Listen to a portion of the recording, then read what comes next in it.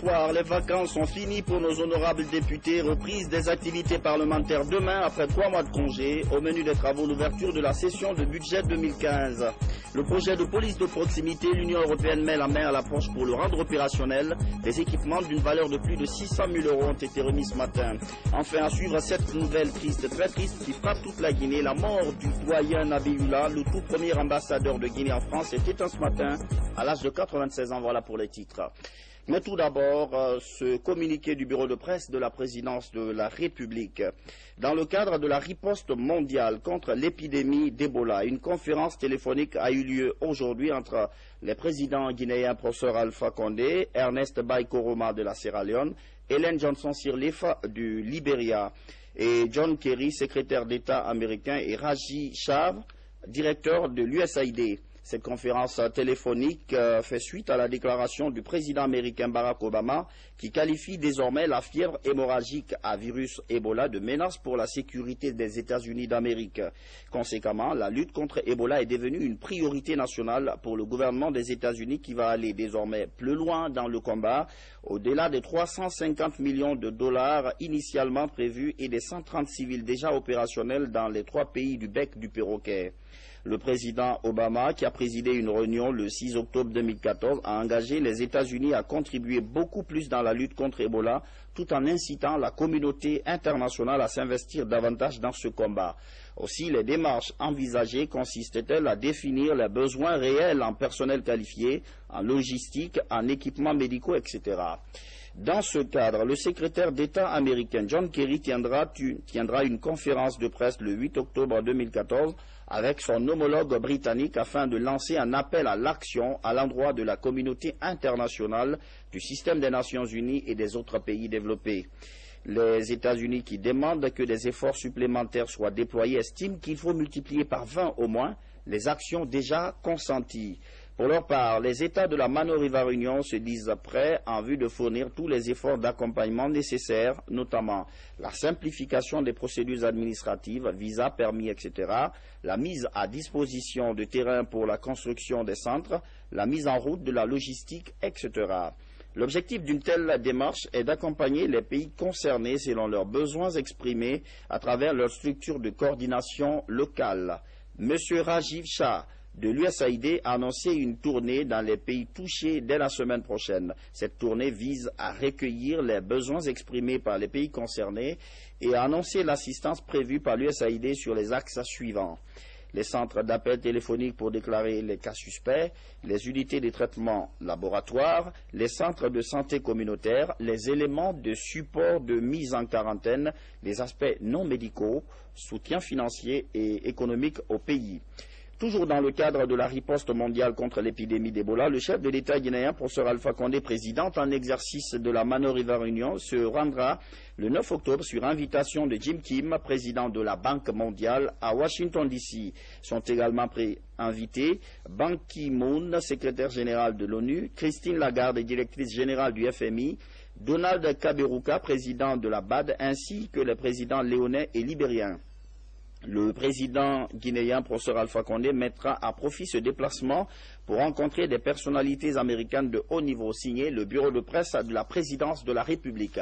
Cette lutte, justement, elle est saluée par les Nations Unies. Ban Ki-moon dépêche une délégation d'une 30aine de personnes à Conakry pour appuyer les efforts du gouvernement et des partenaires. La mission onusienne a déjà inscrit dans son portefeuille des réunions et visites de centres de traitement. Ramatoulaye Touré.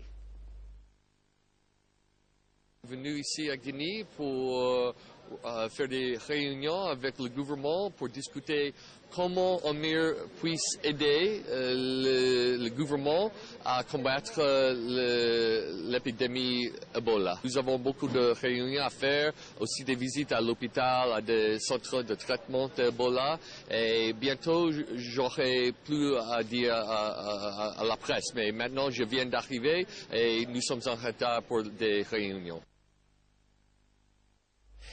Dans cette lutte, la préfecture de Kouroussa veut donner l'exemple. Des jeunes du mouvement Génération RPG Arc-en-Ciel de Guinée ont installé dans les lieux publics des seaux d'eau de Javel. Opération lavage de maïs n'est pas tout. Ils ont également distribué des kits de prévention. Ça, Maratolno. Kouroussa, ville située à plus de 500 km de Conakry.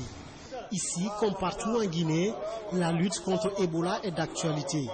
Au niveau des carrefours, des lieux de culte et de loisirs, le principe de lavage des mains est de rigueur. Un dispositif installé grâce à la synergie d'action entre la jeunesse de la localité et l'association baptisée Génération RPG Arc-en-Ciel de Guinée. Une association qui renforce sa participation à la lutte contre Ebola à Kouroussa. Elle offre des kits d'hygiène à la population. Nous n'avons pas les moyens, mais certains de nos frères se sont donné la main avec nous. Nous nous sommes dit qu'il y avait lieu effectivement d'apporter notre grain de sel à l'Office national. C'est pourquoi on a apporté des kits en termes de chlore, de savon et même des stations de lavage de mains. Satisfaites de ces dons, les populations promettent d'instaurer les méthodes de prévention contre le virus Ebola dans leurs habitudes. Mieux vaut informer la population pour qu'elle puisse prendre les précautions nécessaires afin d'éviter cette maladie. Et nous aussi, à notre tour, étant très contents, nous allons essayer de parler à ceux qui n'ont pas encore entendu cette maladie. Nous allons essayer de leur apprendre comment utiliser ces kits-là afin d'éradiquer complètement cette maladie hors de la préfecture de Kouroussa d'une manière et hors de toute la Guinée de façon générale. Profitant de la fête des Tabaski, qui est aussi un moment de prière et de bénédiction pour la paix, les autorités religieuses ont insisté sur la prévention contre Ebola dans toutes les mosquées et autres lieux de prière de la ville de Kouroussa. Les vacances, c'est fini. Le boulot reprend demain pour les députés guinéens. Un dossier de taille les attend sur la table de l'hémicycle. L'ouverture des travaux de la session de budget 2015. Les préparatifs sont bouclés. Il faut dire que cette rentrée met fin à 3 mois de congé parlementaire. François Lama. Après 3 mois de vacances parlementaires ponctuées par des séries de rencontres à la base, nombreux sont les députés qui reviennent confiants pour aborder la session budgétaire 2015. Déjà, l'ambiance est visible dans les couloirs de l'institution. Revenons avec quand même un réconfort, en ce sens qu'au niveau du pays, il y a quand même la tranquillité. Les problèmes que nous avons recensés, nous allons essayer de chercher à les éplucher ici pour trouver des solutions pratiques. Plusieurs préoccupations sont affichées, au nombre desquelles la problématique de la lutte contre la fièvre Ebola dans le pays. Cette fois-ci, c'est la session budgétaire et je crois savoir que nous allons commencer par la loi de finances rectificative qui permettra de faire l'évaluation de l'exercice écoulé ou en cours et voir dans quelle mesure les réajustements peuvent être faits, d'autant plus aussi qu'il y a eu l'impact de l'épidémie Ebola qui a impacté sur le développement économique. Nous nous mettrons ensemble en première ligne pour combattre l'épidémie qui emmerde tout le pays et ses citoyens. Nous nous mettrons ensemble aussi pour faire une analyse correcte de la gestion des fonds publics. Nous pourrons également nous mettre ensemble pour examiner le budget et l'adopter dans l'intérêt bien compris des populations guinéennes. S'agissant du décret qui convoque l'ouverture de la session ordinaire, le secrétaire général de l'Assemblée nationale apporte des précisions. Nous avons ouvert le 8. Ce n'est pas une violation à la loi, contrairement à ce que pensent certains. Ils pensent aussi que le président, en prenant le décret, ce fait de prendre le décret constitue une violation de la loi. Ce n'est pas une. La loi indicative, c'est si le décret était allé à l'encontre de la Constitution, que le décret aurait été illégal. Mais le décret est allé reprendre la même chose que la Constitution. Le calendrier est complètement bouclé. Et nous démarrons le 8 et la clôture probable est prévue le 4 décembre. Les travaux de la session budgétaire 2015 dureront 63 jours. On suivra de très près ces travaux. Pour l'instant, on va parler de Mamou. La ville Carrefour devait accueillir le 2 octobre passé les festivités de la fête nationale. Il y a eu simplement un petit mouvement dans le calendrier pour raison d'Ebola. La célébration a été remise à plus tard et à Mamou, les citoyens sont plutôt compréhensifs. Reportage de Habib Cham. Symbole d'une liberté retrouvée dans la solidarité et la confiance, la date du 2 octobre force le respect des Guinéens. Malgré son report, elle a suscité l'attention des cadres et citoyens de Mamou, la ville hôte de l'an 56. Symboliquement, nous avons célébré dans l'allégresse la fête du 2 octobre à Mamou, avec les autorités de Mamou, le préfet, le gouverneur et monsieur le maire et tous les cadres de la préfecture. Nous avons appelé quelques citoyens et nous leur avons dit ce que c'est que le 2 octobre. Le 2 octobre, c'est limité strictement au dépôt de gerbes de fleurs. Le site qui a été retenu pour ça a été le camp, le bataillon autonome de Mamou. Et ça s'est passé dans l'unité d'action, dans la convivialité, mais aussi et surtout dans le respect des mesures préventives de lutte contre Ebola sur le plan collectif et individuel. Dans la région se préparent activement les festivités officielles. Bien que nostalgique du 2 octobre, la population exprime un réel soulagement face à la promesse qu'affichent les chantiers. Le report de cette grande fête a été pour nous tous qui vivons à Mamou un souffle de joie. Pourquoi? Parce que les travaux ne sont pas terminés. Et à l'issue de ça, tous les travaux seront prêts et nous serons encore prêts pour recevoir la cérémonie. À propos justement de cette fête de l'indépendance, ce message arrivé de son Excellence Vladimir Poutine adressé à son Excellence Monsieur Alpha Condé, président de la République de Guinée. Honorable Monsieur le Président, veuillez recevoir mes sincères félicitations à l'occasion du jour de la proclamation de l'indépendance de la République de Guinée. Je suis persuadé que les traditionnelles relations d'amitié et de coopération existant entre la Russie et la Guinée progresseront activement pour le bien de nos deux peuples dans l'intérêt de la garantie de la paix, de la sécurité et du progrès sur le continent africain. Je souhaite une bonne santé et du succès à vous-même et de la paix et du bien-être à tous les citoyens de votre République. Avec mes respects, Vladimir Poutine, Moscou, le Kremlin. C'est autre message, cette fois-ci de Russell. Votre Excellence, Monsieur le Président, je vous présente mes hommages et j'ai l'honneur de vous féliciter au nom de la société Russell à l'occasion du 56e anniversaire de l'indépendance de la République de Guinée. J'apprécie hautement la grande attention que vous portez à la coopération entre la Guinée et la Société Unie Russell, ainsi qu'à la mise en œuvre des projets d'investissement de la société dans votre pays. Sans aucun doute, les nombreuses années de notre coopération fructueuse et mutuellement avantageuse contribuent considérablement au développement ultérieur des rapports russo-guinéens dans les domaines du commerce, de l'économie et des investissements et renforcent nos relations bilatérales d'amitié et de respect mutuel. Permettez-moi de vous exprimer une fois de plus mes félicitations les plus sincères et mon espoir que notre coopération efficace persistera. Je profite de cette occasion pour vous exprimer, Votre Excellence, ma très haute considération signée Oleg Deripaska, président directeur général de Russell. Ce don de l'Union européenne, je vous l'annonçais au sommaire, pour contribuer à l'opérationnalisation du projet guinéen de police de proximité. Il s'agit de moyens logistiques, de fournitures informatiques et audiovisuelles, le tout pour plus de 600 000 €. La remise des équipements, c'était ce matin au ministère de la Sécurité. Karim Kamara. Oui, c'est un agent de la police de proximité dans sa tenue. Une police qui se remet progressivement en selle.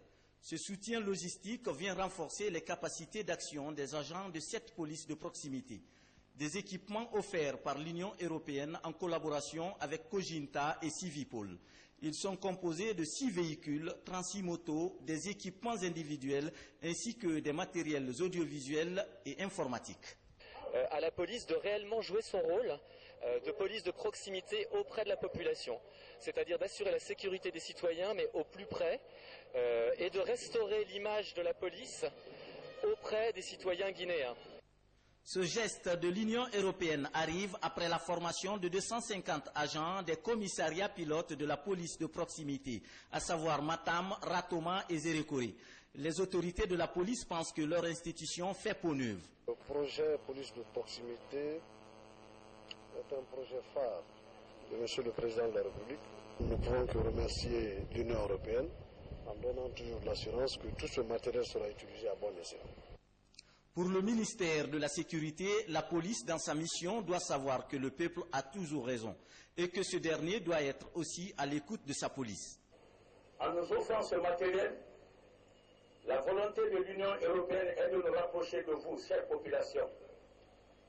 Acceptez de faire cet effort pour venir à votre police nationale indiquer tout ce dont vous souffrez pour nous permettre d'aller en guerre contre cela afin de ramener la paix et la stabilité dans notre cité. Dans la répartition de ces équipements, chaque commissariat pilote bénéficie de 2 véhicules et de 12 motos. Enfin, une minute de silence a été observée à la mémoire de l'artisan même de ce projet de police de proximité, Jean-Marc Dubois, qui est décédé il y a quelques semaines. Paix à l'âme de Jean-Marc. Des efforts du directeur général de la RTG, Kolomaya Moussa Sidibé, ces efforts viennent de porter fruit. L'Union européenne a offert des matériels professionnels à la radio-télévision guinéenne. Les équipements ont été présentés ce matin, une remise officielle et dans la foulée, une formation qui a débuté pour les journalistes de la RTG. Rose Pocho.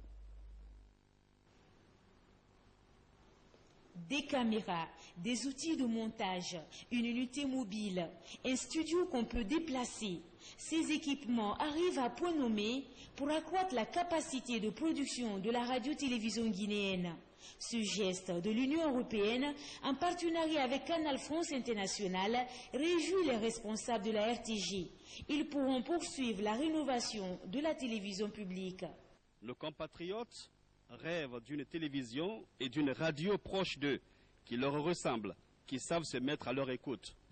Aujourd'hui, la délégation de l'Union européenne, à travers France Expertise Internationale, FEI, et son opérateur Canal France International, nous offre des moyens qui nous permettent d'assouvir ces attentes. Cette aide inestimable concerne tous les aspects de la télévision nationale. Elle s'inscrit dans le cadre du projet européen de promotion de la paix et du désenclavement à travers l'amélioration de l'accès à une information objective en Guinée. Qu'aujourd'hui est un très grand jour pour nous. Pour celui qui sait d'où nous venons, il est convaincu que rien ne sera comme par le passé. Notre ambition, c'est de faire en sorte que les médias en général, surtout les médias publics, soient un facteur d'union et un outil de développement de notre pays. Avec ces équipements, la RTG devrait produire partout en Guinée des images de qualité. Nous avons une unité mobile qui peut prendre jusqu'à 8 caméras. Donc on peut faire la production en extérieur et très simplement avec une qualité, très bonne qualité, c'est des caméras numériques et avec une très haute définition. Et avec ça, on peut avoir une image très pure, et propre, limpide. La démarche des partenaires vise à permettre à ce médium d'aller vers le numérique. Objectif, tenir le pari de la modernisation. Nous avons effectivement un programme d'appui aux médias en Guinée de 2,5 millions d'euros qui profite également à la RTG, puisque nous fournissons un appui en matière d'équipement, mais également en matière de formation éditoriale. C'est un enjeu qui est considérable aujourd'hui, pas seulement, je dirais, dans l'histoire du progrès technique de la RTG, mais aussi parce que l'actualité, je pense, qui frappe ce pays avec l'épidémie d'Ebola, oblige plus que jamais à avoir des images du terrain et à faire passer des messages appuyés par des images de qualité. La remise de ces matériels professionnels sera aussi suivie d'une formation. Une trentaine de journalistes, techniciens et rédacteurs vont prendre des cours pratiques. Les matériels sont en fait là à la télévision pour le service du téléspectateur. Religion pour parler de cette session de formation biblique bouclée à la tannerie, c'est dans la commune de Matuto. Des fidèles chrétiens replongés dans le livre pour apprendre les fondements du christianisme. La cérémonie a bénéficié à plus de 50 fidèles. Marcel Massandono. Ces fidèles chrétiens ont reçu une formation biblique pendant 1 mois et demi, une formation qui leur permet d'être plus dynamiques dans les principes de la foi, une manière pour eux d'obtenir le succès dans la vie communautaire avec le Saint-Esprit. Aujourd'hui, ils reçoivent leur certificat au terme de cette session biblique, une formation assurée par 8 pasteurs. Cette église a un institut qui est appelé l'Institut biblique de la parole de foi et qui est un bras de formation pour les fidèles. Les apprendre à connaître mieux la Bible et la lire, non seulement la lire, mais comprendre et puis voir les profits qui y sont et en bénéficier. Les récipiendaires sont satisfaits. Ils se disent désormais transformés dans leur existence car ils sont outillés des connaissances parfaites sur le contenu de la Bible. Cette formation personnellement m'a édifié et m'a encore lancé davantage dans la vie du Christ. Je suis une personne transformée parce que au baptême des eaux par immersion, je suis une nouvelle personne.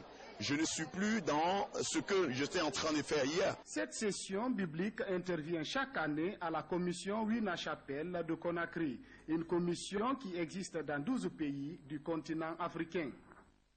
Page noire pour vous annoncer qu'un autre grand arbre africain est tombé ce mardi. Le doyen Nabioula, grand compagnon de l'indépendance, est éteint ce matin à l'âge de 96 ans. Il était très affaibli par le poids de l'âge.